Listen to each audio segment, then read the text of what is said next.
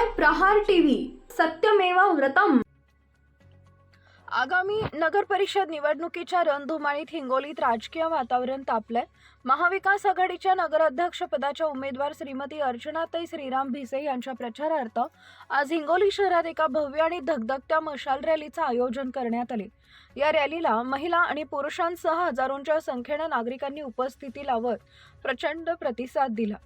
गांधी चौकातून सुरू झालेल्या या मशाल रॅलीनं हिंगोली शहर अक्षरशः दणाणून सोडले। कपडा गल्ली, मसानी पेठ, देव गल्ली, माधव नाईक यांचे घर, मेहराज चौक, गोदावरी हॉटेल, इंदिरा चौक आणि पुन्हा गांधी चौक असा या रॅलीचा मार्ग होता। हातात धगधगती मशाल आणि मशालीचे झेंडे घेऊन निघालेल्या या रॅलीत सहभागी झालेल्यांचा उत्साह वाखाणण्याजोगा होता। संपूर्ण शहरातून मार्गक्रमण करत असताना लोकांचा उत्स्फूर्त प्रतिसाद दिसून आला, ज्यामुळे ही केवळ एक प्रचार रॅली नसून महाविकास आघाडीचं मोठं शक्ती प्रदर्शन ठरले। या भव्य मशाल रॅलीचं सूत्र उमेदवार अर्चनाताई श्रीराम भिसे यांचे बंधू तथा शिवसेना जिल्हा सहसंपर्क प्रमुख विनायक भिसे यांनी कौशल्यानं सांभाळले। त्यांच्या नेतृत्वाखाली ही रॅली शिस्तबद्ध आणि उत्साहपूर्ण वातावरणात पार पडली। यावेळी उपस्थित यांनी प्रचंड घोषणाबाजी केली। यावेळी महाविकास आघाडीचे अनेक महत्त्वाचे नेते आणि पदाधिकारी उपस्थित होते। यामध्ये माजी मंत्री जयप्रकाश धाडेगावकर, संपर्क प्रमुख तथा उपनेते बबनराव थोरात, काँग्रेसचे जिल्हाध्यक्ष सुरेश सराफ, राष्ट्रवादी काँग्रेस शरदचंद्र पवार गटाचे जिल्हाध्यक्ष मुनीर पटेल, माजी खासदार शिवाजी माने, वसीम देशमुख, संदेश देशमुख, पठाण, मुजीब, खलील बेलदार, गोपू पाटील यांच्यासह इतर अनेक मान्यवर सहभागी झाले होते। या नेत्यांच्या उपस्थितीने रॅलीला आणखी बळ मिळालं। हिंगोली शहरातील नागरिकांनी मोठ्या संख्येने या मशाल रॅलीला उपस्थिती दर्शवून महाविकास आघाडीच्या उमेदवाराला पाठिंबा दिल्याचं चित्र आहे। आगामी निवडणुकीत याचा किती परिणाम होतो हे पाहणं औत्सुक्याचं ठरणार आहे। ही मशाल रॅली महाविकास आघाडीच्या प्रचाराला नवी दिशा देणारी आणि नागरिकांमध्ये उत्साह निर्माण करणारी ठरली।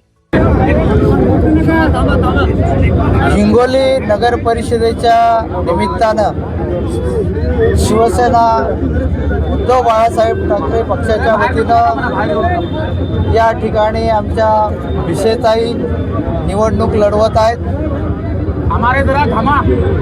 वातावरण अतिशय चांगलं आहे आणि आपण बघितलं असाल की हजारोच्या संख्येनं नागरिक मशाल हातात घेऊन क्रांती करण्यासाठी सज्ज झालेले आहेत। या ठिकाणी गेले 15 दिवस नागरिकांचं मनोरंजन चालू आहे। जसा काही तमाशाचा फळ मांडल्यासारखे वगनाट्य सुरू आहे। कुणी म्हणतं माझ्या घरावरती 100 पोलिसांची धाड पडली, पोलीस आयुक्त म्हणतात, पोलीस अधिकारी म्हणतात आमच्याकडं 67च पोलीस आहेत, मग 100 पोलीस जाणार कसं?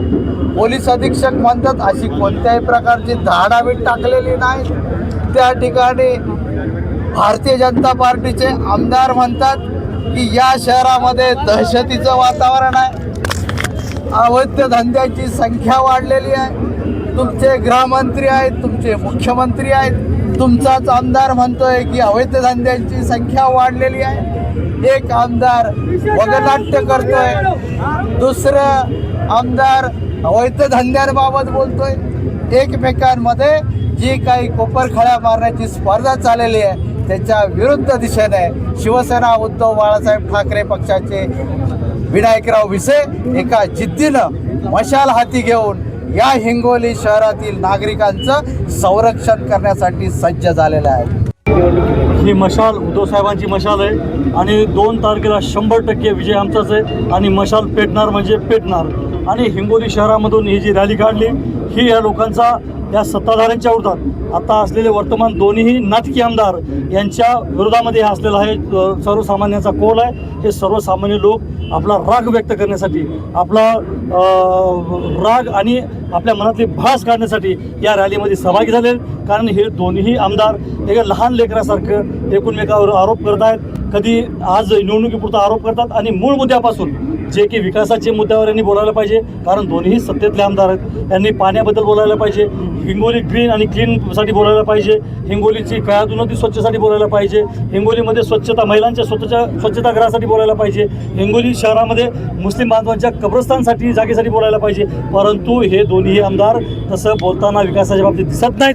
हे एकूणमेकावर खालच्या पातळीवर म्हणजे टी व्ही खोलल्याच्यानंतर माझ्या माता भगिनींनी त्या बातम्या बघावं की नाही अशी परिस्थिती अशा खालच्या स्तरामध्ये हे दोन्ही आमदार बोलत आहेत.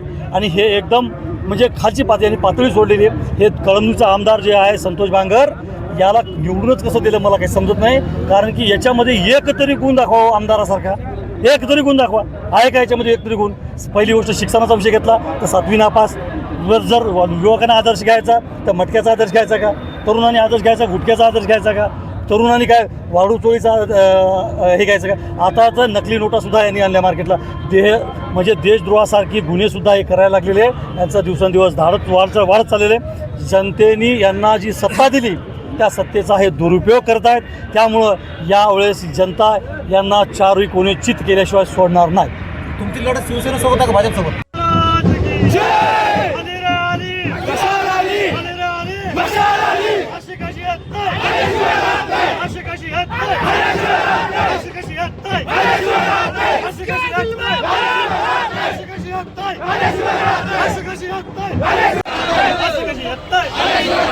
छत्रपती शिवाजी महाराज की जय. तुम आगे बढ़ो, हम तुम्हारे साथ हैं.